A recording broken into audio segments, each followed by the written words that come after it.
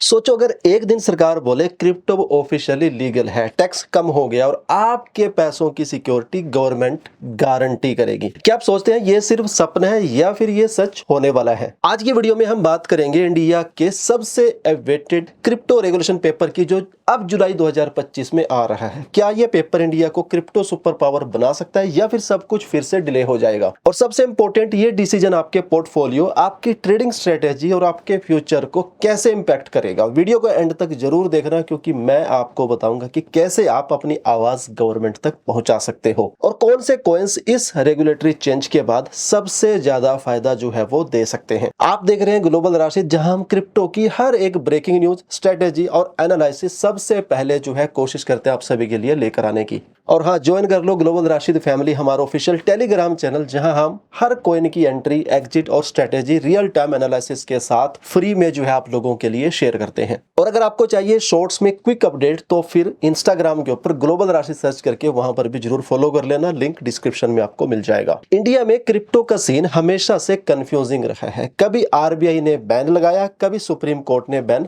हटा दिया, फिर 2022 में सरकार ने 30% टैक्स और 1% टीडीएस लगा दिया, लेकिन लीगल क्लैरिटी अभी तक नहीं मिली। आज भी ट्रेडिंग अलाउड है, लेकिन कोई प्रॉपर रेगुलेशन नहीं है। इन्वेस्टर्स को हर वक्त ये डर रहता है कि कल को सरकार बैन लगा देगी या टैक्स और बढ़ा देगी। लेकिन अब जुलाई 2025 में एक नया डिस्कशन पेपर आ रहा है, जिसमें सरकार पब्लिक फीडबैक भी लेगी। इसका मतलब आपका ओपिनियन जो है मैटर करेगा। इस बार का डिस्कशन पेपर सिर्फ एक फॉर्मेलिटी नहीं है, ये पेपर आईएमएफ और एफएसबी जैसे ग्लोबल स्टैंडर्ड्स को फॉलो करेगा और फोकस करेगा स्टेबल कॉइन्स पर, क्योंकि इंडिया हर साल $130 बिलियन रेमिटेंस रिसीव करता है और स्टेबल कॉइन से ये प्रोसेस सस्ता और फास्ट हो सकता है। यानी कि जो लोग इंडिया से बाहर रहते हैं, कमाई करते हैं, फिर इंडिया में पैसे भेजते हैं, उनको रेमिटेंस इनकम बोलते हैं। पेपर में जो है ये टॉपिक्स जो है कवर होंगे: क्रिप्टो की लीगल डेफिनेशन, स्टेबल कॉइन्स का यूज रेमिटेंस में, इन्वेस्टर्स प्रोटेक्शन और anti money laundering, taxation, compliance और रिपोर्टिंग, और सबसे बड़ी बात पब्लिक कंसल्टेशन, मतलब आप अपनी फीडबैक सरकार को डायरेक्टली दे सकते हो। अभी तक क्रिप्टो पर 30% टैक्स और 1% टीडीएस लगता है, लेकिन इंडस्ट्री एक्सपर्ट्स बोल रहे हैं कि ये रूल्स बहुत स्ट्रिक्ट हैं और इस वजह से 5 मिलियन से ज्यादा इंडियन ट्रेडर्स ऑफशोर एक्सचेंजेस पर शिफ्ट हो गए हैं। सिर्फ एक साल में $42 बिलियन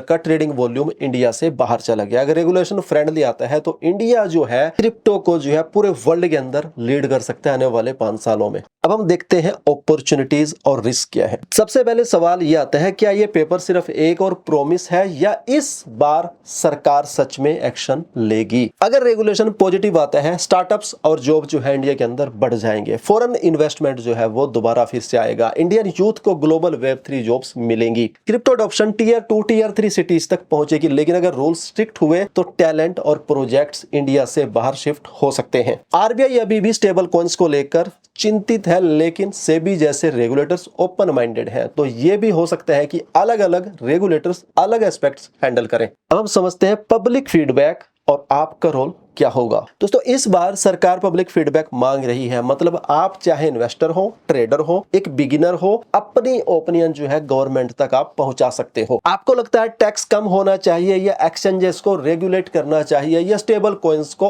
अलाउ करना चाहिए? कमेंट सेक्शन में लिखो और टेलीग्राम पर भी अपना फीडबैक शेयर करो। सबसे इंटरेस्टिंग ओपिनियंस को हम अपने नेक्स्ट वीडियो या रील में फीचर भी करेंगे। फिलहाल की बात करें तो इंडियन गवर्नमेंट ने पब्लिक के लिए कोई ओपन फीडबैक प्रोसेस या कंसल्टेशन ऑफिशियली जो है अनाउंस नहीं किया है regarding any new crypto bill और रेगुलेशन पेपर। तो फिर कैसे पता चलेगा? तो दोस्तों, जब भी गवर्नमेंट फीडबैक लेना चाहती है, प्रेस इंफॉर्मेशन ब्यूरो यानी कि पीआईबी पर ऑफिशियल नोटिफिकेशन आता है। मिनिस्ट्री ऑफ फाइनेंस की वेबसाइट पर जो है डिटेल्स होती है, स्क्रीन पर आपको दिख रहा होगा। मेन स्ट्रीम न्यूज या फाइनेंशियल मीडिया जैसे कि economic times, business standards, money control, public consultation documents में लिखा होता है सेंड योर फीडबैक, और वहां पर एक ईमेल होती है लाइक xyz@ जो भी होगा ईमेल, वो आप वहां पर आपको मिल जाएगी और एक फॉर्म का लिंक भी जो है वहां पर आपको मिल जाएगा। और जैसे ही अपडेट आएगी गवर्नमेंट की तरफ से, तो मेरी कोशिश रहेगी हमारा जो ऑफिशियल टेलीग्राम चैनल है ग्लोबल राशिद फैमिली, वहां पर एज सून एज पॉसिबल आप सभी के लिए अपडेट करने की। टेलीग्राम चैनल को जरूर ज्वाइन करना, लिंक आपको डिस्क्रिप्शन में या फिर कमेंट सेक्शन में जो है वो जरूर मिल जाएगा। रेगुलेशन के बाद सबसे ज्यादा फायदा किन कॉइन्स को हो सकता है? स्टेबल कॉइन्स जैसे कि यूएसडीटी,